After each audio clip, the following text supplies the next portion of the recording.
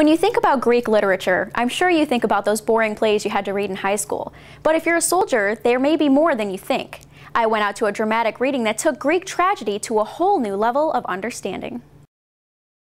Ancient Greece, a civilization separated from us by over 2,000 years of history. But how different was their society from ours?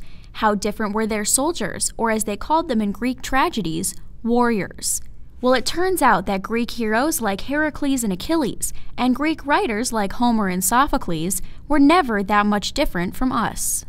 The warriors, if we'll call them that, of the Trojan War are intensely focused on what you might loosely call as a heroic code, or just a strong sense of duty. In this way, they're not different from modern soldiers.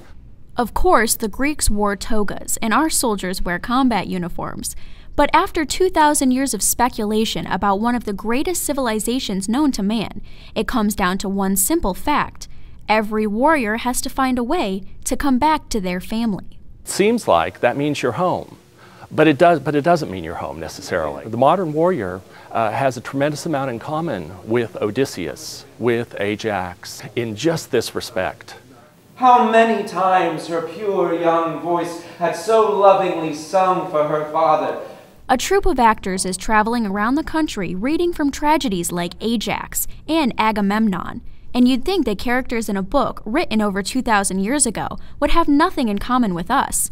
But their warriors' experiences are similar. They come home to a spouse who doesn't necessarily know who they've become. But don't fault me. Angry with me now because I failed at first glimpse to greet you, hold you so. This line came from a piece of literature you may have heard of, the Odyssey, where Odysseus conquers monsters, stands toe-to-toe with gods, and battles men. But when he returns home, he carries with him the same emotional turmoil and repercussions that all soldiers come home to from war. You've conquered my hard heart, at last.